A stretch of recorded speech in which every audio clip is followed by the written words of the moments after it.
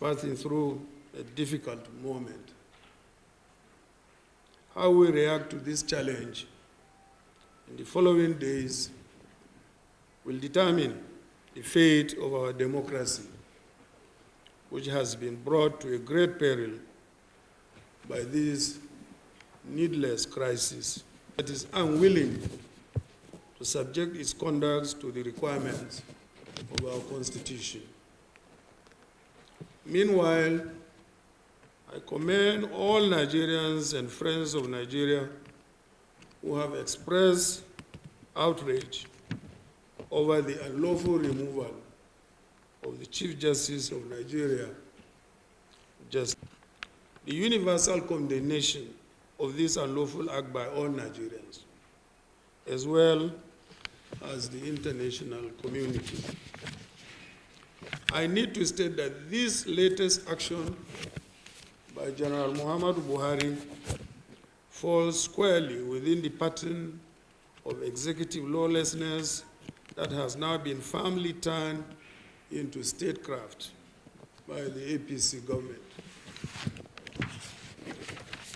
The serial disregard of court orders and consequent violation of constitutionally guaranteed human rights of our citizens confirms beyond all doubt that General Buhari and his government would rather obey their own whims and operate by separate rules outside the well-established constitutional order and the rule of law. It scarcely requires emphasis that this behavior is alien to democratic rule and more in line with that of a military dictator. Without doubt, the fight against corruption is crucial to good governance and the progress of our country and its development. In this context, the issue of corruption, as it relates to the institution of the judiciary, is even more crucial. As the last refuge of the common man, our judiciary must not only be above suspicion, but must also be seen to be manifestly above board. The issue at stake is not whether the Chief Justice is guilty or not, but whether his removal from office has been done in accordance with the process specified in our Constitution.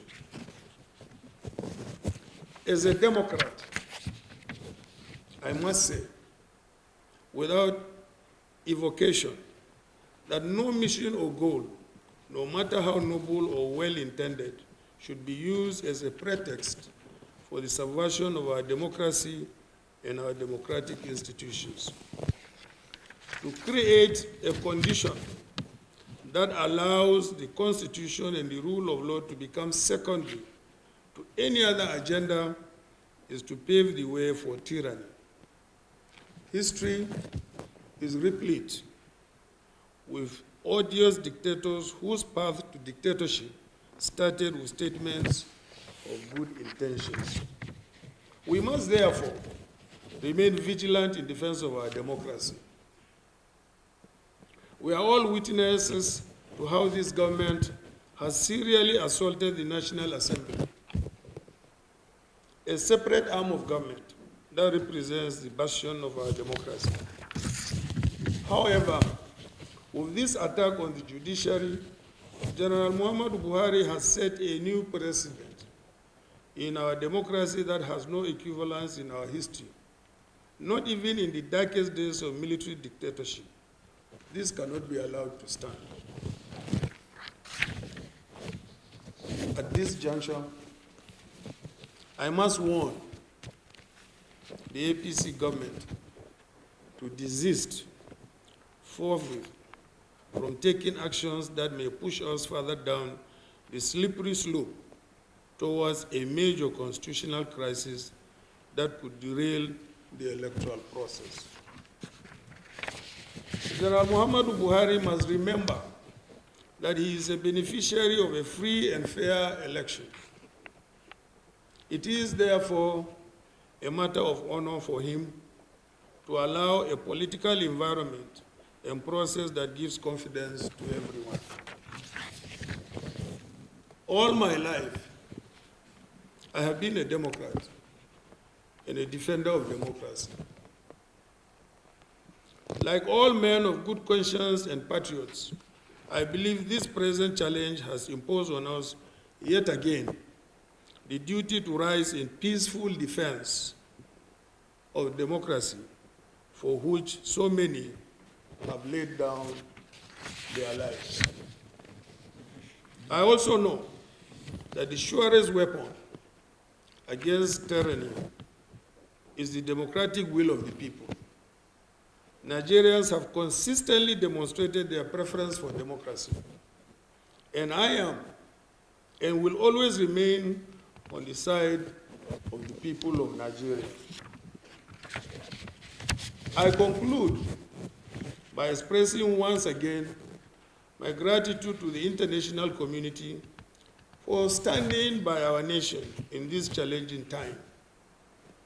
However, the primary responsibility to resist tyranny and protect democracy in Nigeria ultimately lies with Nigerians. It is on this note that I call on all Nigerians to seize the opportunity of the coming general elections to vote in defense of democracy and the rule of law. We must vote out this anti-democratic government and restore our country to the path of true democracy, which is the surest way to ensure progress and prosperity for our people. God bless the Federal Republic of Nigeria, and God bless you all. Thank you very much.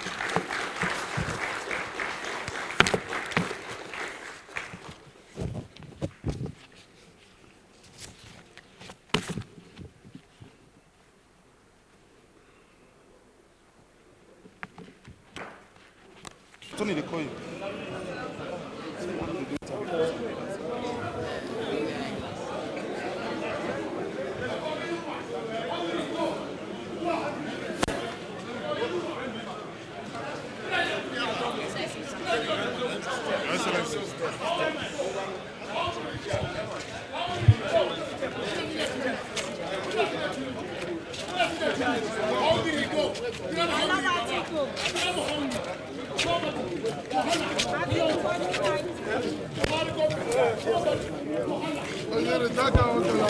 Atiku for 2